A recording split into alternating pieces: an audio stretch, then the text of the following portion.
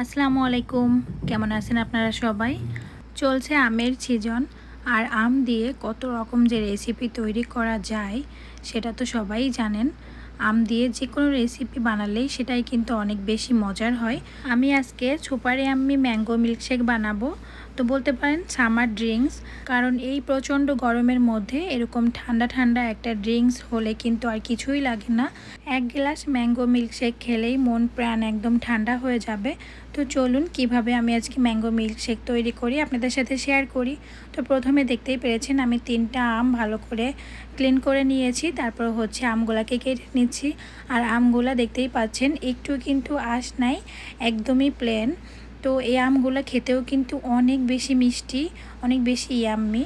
এই আমটা দিয়ে আমি আজকে মিল্কশেক বানাবো, যাতে এক্সট্রা করে কোনো চিনির প্রয়োজন না হয়। আমের খোসা ছাড়িয়ে সবগুলো আমকে কিউব করে কেটে নিতে হবে। তো আমি খোসা সহ এভাবে কেটে নিচ্ছিলাম, কারণ এভাবে আমগুলা কাটলে দেখতে বেশি সুন্দর লাগে। তো আমি সেজন্য এভাবে প্রথমে একটু কেটে নিচ্ছিলাম। আম দেখে বুঝতেই পারছেন এই আমটা কত বেশি জুসি আর খেতে কেমন হবে। আমের উপরে যেমন দেখতে সুন্দর, ভিতরেও ঠিক তেমনই সুন্দর আর খেতেও অনেক মজাদার। এখানে তো আর গাছ পাকা আম পাওয়া যায় না, গাছ পাকা আম হলে তো কোনো কথাই না। তবে এই আমগুলাও কিন্তু খারাপ না, এইখানে অনেক রকম আম পাওয়া যায়, তবে এই আমটা আমার কাছে সব থেকে বেশি মজা লাগে। এখন হচ্ছে একটা চামচের সাহায্যে আমি খোসা থেকে আমগুলা ব্লেন্ডারের মধ্যে দিয়ে দিচ্ছি।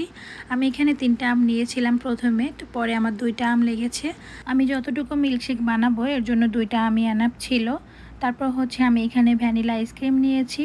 আপনাদের কাছে যদি ম্যাঙ্গো আইসক্রিম থাকে তাহলে অবশ্যই ম্যাঙ্গো আইসক্রিম এখানে ইউজ করতে পারেন। তো আমার কাছে ম্যাঙ্গোটা ছিল না, তো সেজন্য আমি ভ্যানিলাটা ইউজ করেছি। তবে ভ্যানিলাটা দিলেও কিন্তু অনেক বেশি মজা হয়। ম্যাঙ্গোর সাথে আমি পরিমাণ মতো আইসক্রিম দিয়ে দিচ্ছি।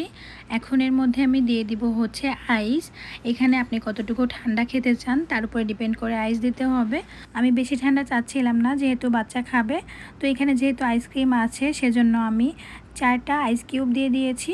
আর এর মধ্যে দিয়ে দিচ্ছি পরিমাণ মতো মিল্ক। এখন এখানে কেউ যদি বেশি মিষ্টি খেতে চান তাহলে একটু চিনি দিয়ে নিতে পারেন বা মধু দিয়ে নিতে পারেন। আমি আর কিছুই দিব না, কেননা এখানে আমি যে আমটা ইউজ করেছি ওইটা যথেষ্ট মিষ্টি ছিল। তাছাড়া আমি এখানে বেশি করে আইসক্রিমও দিয়েছি। তো সব কিছু দেওয়ার পরে আমি এটাকে ভালো করে ব্লেন্ড করে নিয়েছি। আর এই যে দেখতেই পাচ্ছেন তৈরি হয়ে গিয়েছে ম্যাঙ্গো মিল্কশেক। এই ম্যাঙ্গো মিল্কশেকটা যে কতটা ইয়াম্মি হয় এটা না খেলে বুঝতে পারবেন না। এই প্রচণ্ড গরমের মধ্যে এরকম ঠান্ডা ঠান্ডা একটা মিল্কশেক বানিয়ে খেলে কিন্তু আর কিছুই লাগে না, একদম মন প্রাণ ঠান্ডা হয়ে যাবে। আমি এটা অনেকবার বানিয়েছি সোহামনির জন্য। আমি মাঝে মধ্যেই সোহামনিকে এটা বানিয়ে দিই। আর সোহামনি এটা কত মজা করে খায় দেখতেই পাচ্ছেন। কেমন লাগলো আমার এই ছোট্ট ভিডিওটা আপনাদের কাছে অবশ্যই কমেন্ট বক্সে জানাবেন। আজকের মতো এখানেই বিদায় নিচ্ছি। আল্লাহ হাফেজ। Thanks for watching.